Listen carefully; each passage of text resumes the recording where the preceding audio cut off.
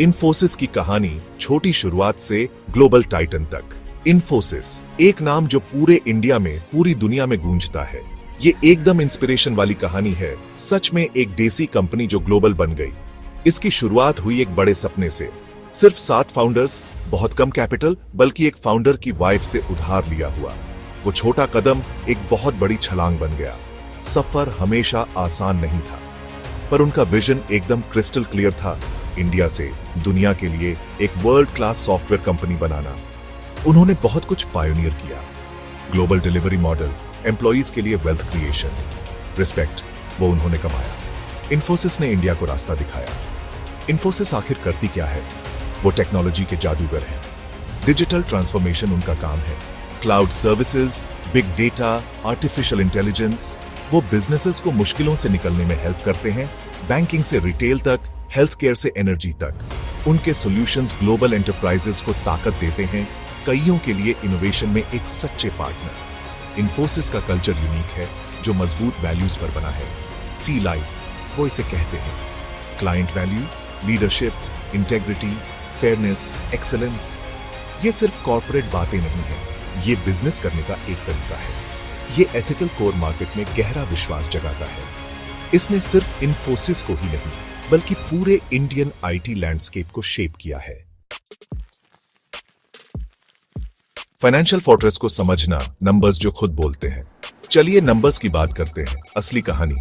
इन्फोसिस का रेवेन्यू सफर fiscal year 21 से fiscal year 25 तक ज्यादातर ये एक स्टेडी चढ़ाई रही है।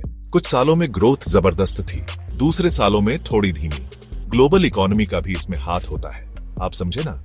लेकिन डायरेक्शन ऊपर की तरफ, ये उनके रेजिलियंस का सबूत है। प्रॉफिटेबिलिटी, यही तो मेन बात है ना। नेट प्रॉफिट्स लगातार बढ़े हैं, हालांकि मार्जिन्स पर कभी कभी प्रेशर आता है। Wage hikes, tough competition, macro factors. फिर भी इन्फोसिस साल दर साल अच्छा, हेल्थी प्रॉफिट देने में कामयाब रहती है। ये फाइनेंशियल स्ट्रेंथ तसल्ली देती है। इससे पता चलता है कि कंपनी अच्छे से मैनेज हो रही है। अब बैलेंस शीट चट्टान की तरह मजबूत? बिल्कुल। इन्फोसिस के पास एक किला है, बहुत ज्यादा कैश रिजर्व्स और बहुत कम कर्ज। इससे उन्हें इन्वेस्ट करने, अक्वायर करने और मुश्किलों का सामना करने की जबरदस्त फ्लेक्सिबिलिटी मिलती है। ये फाइनेंशियल ताकत मार्केट का भरोसा जीतती है। इन्वेस्टर्स को इस तरह का सेफ्टी नेट पसंद आता है। ये उनकी समझदारी के बारे में बहुत कुछ कहता है। और मुनाफे को बांटने का क्या? इन्फोसिस का डिविडेंड ट्रैक रिकॉर्ड अच्छा है। शेयर होल्डर्स को लगातार पे आउट्स मिलते हैं। डिविडेंड यील्ड भी ठीक ठाक है। ये मैनेजमेंट के कॉन्फिडेंस का संकेत है, फ्यूचर अर्निंग्स में विश्वास का। लॉन्ग टर्म इन्वेस्टर्स के लिए ये मायने रखता है। ये उनके विश्वास पर एक ठोस रिटर्न है। वैल्यूएशन की पहेली और कंपटीशन का मैदान। वैल्यूएशन, ये है $1 मिलियन सवाल। क्या इन्फोसिस का स्टॉक सस्ता है या महंगा? प्राइस टू अर्निंग्स रेशियो को देखिए।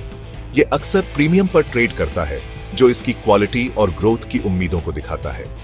प्राइस टू बुक वैल्यू भी एक कहानी बताता है। आमतौर पर ये मैट्रिक्स फेयर वैल्यू बताते हैं। कोई सस्ता सौदा नहीं, पर बहुत महंगा भी नहीं। इंट्रिंसिक वैल्यू का क्या? वो एक ज्यादा कॉम्प्लेक्स कैलकुलेशन है। एनालिस्ट्स के अपने मॉडल्स होते हैं।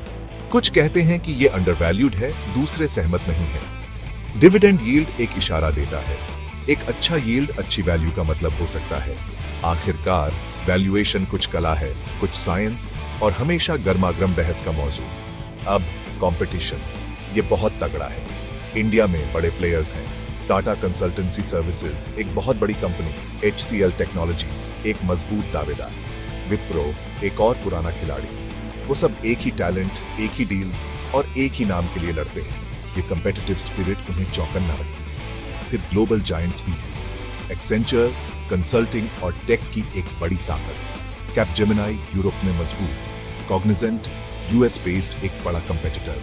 ये बड़े गोलायत्स हैं, जिनके रेवेन्यूज बहुत ज्यादा है। इन्फोसिस इनसे सीधा मुकाबला करती है। ये डील्स जीत रही है, मार्केट शेयर बढ़ा रही है। ये डीसाई योद्धा अपनी जगह बनाए हुए है। सेक्शन 4, लहरों को पार करना। इंडस्ट्री ट्रेंड्स, ताकतें और खतरे। टेक की दुनिया कभी रुकती नहीं है। नए ट्रेंड्स लगातार आते रहते हैं। आर्टिफिशियल इंटेलिजेंस आजकल सबसे बड़ा ट्रेंड है। क्लाउड कंप्यूटिंग अभी भी तेजी से बढ़ रहा है। Data analytics, cyber security, IoT, Infosys को इनमें महारत हासिल करनी होगी और जल्दी। वो भारी इन्वेस्टमेंट कर रही है रेलेवेंट बने रहने के लिए। ये फ्यूचर ग्रोथ के लिए बहुत जरूरी है, लेकिन हमेशा कुछ मुश्किलें भी होती हैं। ग्लोबल इकोनॉमी का भरोसा नहीं, की मार्केट्स में स्लो डाउन से नुकसान होता है। USA, यूरोप, ये इन्फोसिस के लिए बड़े मार्केट्स हैं। इंटरेस्ट रेट का बढ़ना, महंगाई की चिंता, करेंसी में उतार चढ़ाव भी मुश्किलें बढ़ाते हैं। इनसे निपटने के लिए स्किल चाहिए और किस्मत भी। इन्फोसिस ने सतर्क आशावाद दिखाया है। चलिए एक क्विक स्वॉट एनालिसिस करते हैं। पहले स्ट्रेंथ्स, ग्लोबल प्रेजेंस, ये एक बड़ा प्लस है। मजबूत फाइनेंशियल हेल्थ, वो हमने देखा।